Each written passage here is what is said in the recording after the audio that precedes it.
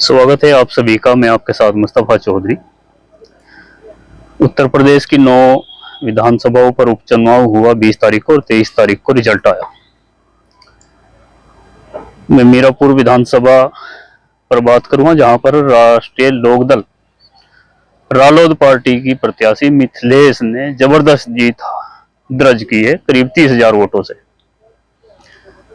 दरअसल 2024 से चौधरी जयंत के लिए बहुत सारे राजनेता, बहुत सारे राजनीतिक पंडित भविष्यवाणी कर रहे हैं कि चौधरी जयंत का दुष्यंत चौटाला बनेगा।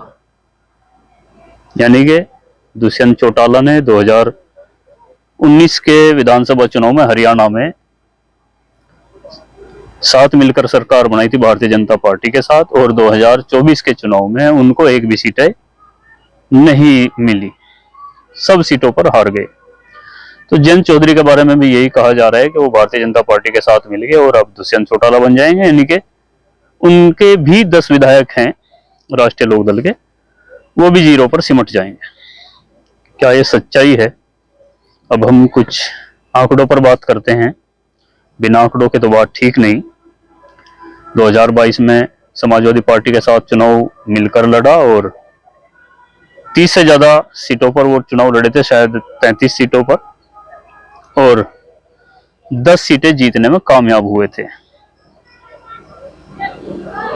2024 के लोकसभा चुनाव में सपा का साथ छोड़ करके भाजपा के साथ चले गए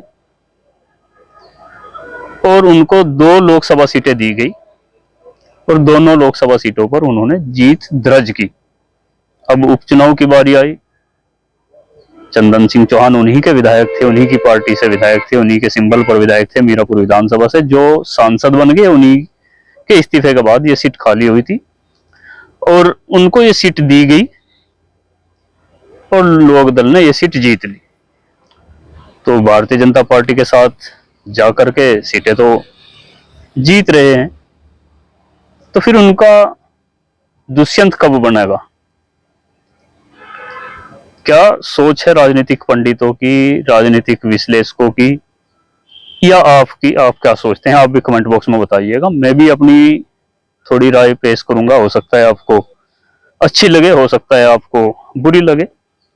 मेरा अपना एनालिसिस है, जो मेरा सोचना है। हो सकता है आपकी राय जुदा हो, लेकिन मीरापुर विधानसभा चुनाव मेरे हिसाब से जयंत चौधरी के लिए एक अलग इबारत लिख करके गया है। मैं चौधरी अजीत सिंह की एक बात आपको याद दिलाता हूं। 2019 में वो गठबंधन से चुनाव लड़े थे, जिसमें बसपा, सपा और राष्ट्रीय लोकदल का गठबंधन था, और मुजफ्फरनगर से वो चुनाव लड़े थे। संजीव बालियान उनके सामने थे और वो नजदीकी मुकाबले में चुनाव हार गए थे। और उन्होंने एक बात कही थी कि मैं चुनाव हार गया लेकिन भाईचारा जीत गया। कौन सा भाईचारा जीता था?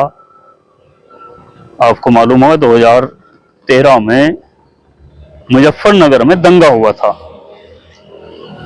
जबरदस्त दंगा हुआ था, और हिंदू मुस्लिम दंगा हुआ था, या यूं कहे कि मुस्लिम जाट दंगा इसको नाम दिया गया था।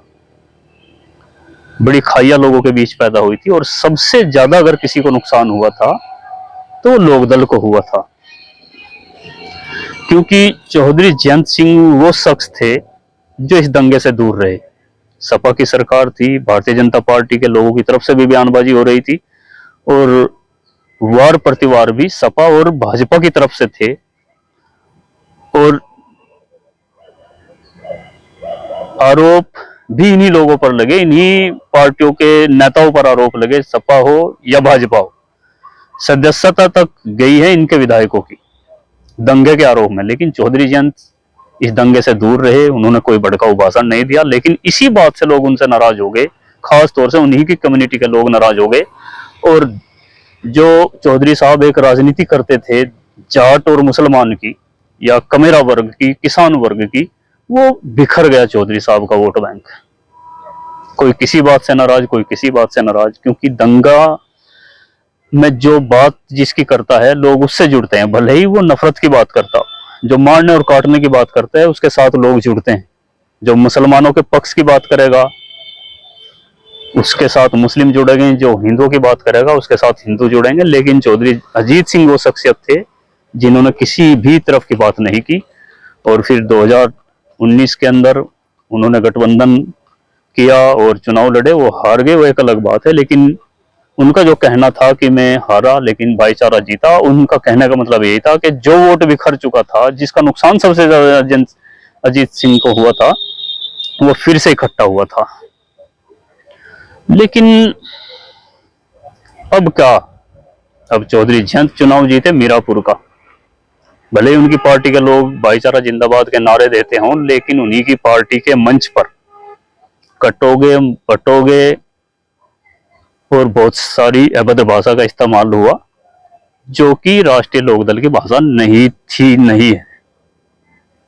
और जिस तरह से चुनाव के दौरान बूथों पर कब्जे किए गए, मीडिया कर्मियों को लोकल व्यक्तियों द्वारा डीएम के सामने धक्के मारे गए, पुलिस कर्मियों के सामने धक्के मारे गए, उनके कैमरे बंद करने की कोशिश की गई, बूथ पर वोट नहीं डालने दिया, खास तौर से एक कम्युनिटी के लोगों का, मुसलमानों के वोटों का इस्तेमाल नहीं करने दिया गया। उन मुसलमानों का जो कभी अजीत सिंह के साथ चलता था, जयंत चौधरी के साथ चलता था, उनके 10 विधायक जो बने, उनमें एक बड़ा तबका, क्या सबसे ज्यादा वोट उनका अगर उनको जिताने में था तो मुस्लिमों का था। लेकिन जयंत चौधरी ने भारतीय जनता पार्टी के साथ गठबंधन किया, वो अलग बात है, लेकिन वोटों का इस्तेमाल ना करने देना, वो भी खास तौर से राष्ट्रीय लोकदल के कार्यकर्ताओं द्वारा, तो इसका भविष्य क्या होगा। जयंत जीते, मीरापुर विधानसभा उपचुनाव जीते, क्या भाईचारा जीता या भाईचारा खत्म हुआ, इस पर यह सवाल मैं आपके लिए छोड़ता हूं, मैं इस पर कुछ नहीं बोलता। आपको मैं थोड़ा सा और पीछे लेकर के चलूं, अभी कुछ महीनों पहले मंगलौर विधानसभा, जो बराबर की ही सीट है, लगभग उत्तराखंड की सीट है, मीरापुर से बहुत ज्यादा दूर नहीं पड़ती, वहां पर भी उपचुनाव हुआ था और भाजपा और लोकदल का गठबंधन है। वहां पर जाटों की संख्या भी ठीक ठाक है और भारतीय जनता पार्टी का प्रत्याशी बढ़ाना जी वहां से लड़ रहे थे और बूथ पर वहां भी गड़बड़ी हुई थी और उन्हीं बूथों पर हुई थी, उन्हीं गांव में हुई थी जहां पर राष्ट्रीय लोकदल से प्यार करने वाले लोग थे, सर तक फूटे थे मुसलमान लोगों के। भारतीय जनता पार्टी की ताकत है और इस्तेमाल उसको लोकदली कर रहे हैं। किन लोगों पर कर रहे हैं, जो कभी उनका वोट होता था, भविष्य में भी हो सकता है। भारतीय जनता पार्टी पूरी ताकत, पूरा आश्वासन या पूरा साथ खड़ी दिख रही है, लेकिन बूथों पर कोई अगर कर रहा है तो वो लोकदली कर रहे हैं। कल अगर भाजपा के साथ गठबंधन जयंत चौधरी का ना रहा, तब क्या होगा, आपके लिए मैं सवाल छोड़ता हूं। भाजपा एक तरह से पूर्ण रूप से खुद पर आश्रित कर रही है जयंत चौधरी को, और जयंत चौधरी आश्रित होते जा रहे हैं, इतने आश्रित होते जा रहे हैं कि उनकी मजबूरी हो जाएगी। ये कह लीजिए अघोषित विलय राष्ट्रीय लोकदल का भारतीय जनता पार्टी ने कर लिया है मेरे हिसाब से। आप क्या सोचते हैं, अपनी राय दीजिए, नाराज मत होइएगा। मेरा सवाल लोकदलियों से है, थोड़ा हो सकता है आपका नजरिया अलग हो, या आपने तय कर लिया हो कि अब आने वाली राजनीति जितनी भी हमारी बची है वो भाजपा के साथ होनी है। लेकिन क्या भाजपा की शर्तें आप मानते चले जाएंगे, ये आपने तय कर लिया है। जिस तरह से इंडिया गठबंधन में 7 सीटें आपको दी जा रही थी, भाजपा ने आपको 2 सीटें दी। मीरापुर उपचुनाव में शर्तों के साथ आपको सीट दी गई मीरापुर, वो प्रत्याशी दी गई जो आपको 1.5 जिले की पार्टी, 1 जिले का नेता बोलती है, ऐसा बोला गया, और भाजपा की नेता आपका सिंबल, शर्तों के साथ आपको मीरापुर दी गई। और उसमें भी आप लोगों ने जिस तरह से उत्पात मचाया, ये आरोप नहीं, ये साबित है, वीडियोज में दिख रहे हैं। मीडिया कर्मियों को डीएम के सामने धक्के मारे गए, पुलिस कर्मी के सामने धक्के मारे गए, लोगों को वोट डालने से रोका गया। सीट बड़ी बात नहीं है, जीतना हारना, राजनीति लंबे समय तक कायम रखना बड़ी बात है। दुष्यंत चौटाला 5-4.5 साल तक सत्ता में रहे, उसके बाद क्या हुआ, क्या आप भी उसी पैटर्न पर जा रहे हैं, आप पूरी तरह से बीजेपी पर आश्रित हो चुके हैं, या कुछ और बात है, ये आपके लिए सवाल है। आप जब भारतीय जनता पार्टी से निकलेंगे, क्या वो वोट आपको एक्सेप्ट करेगा जो आपके साथ खड़ा रहता था?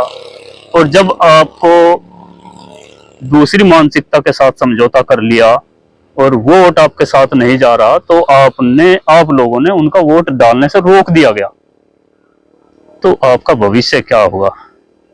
पूर्णतः आप बीजेपी पर आश्रित हो चुके हैं, अघोषित विलय हो चुका है, या कुछ और है? हो सकता है मैं गलत हूं। आप क्या सोचते हैं? अपनी राय कमेंट बॉक्स में दें। चैनल को सब्सक्राइब करें। बहुत बहुत शुक्रिया।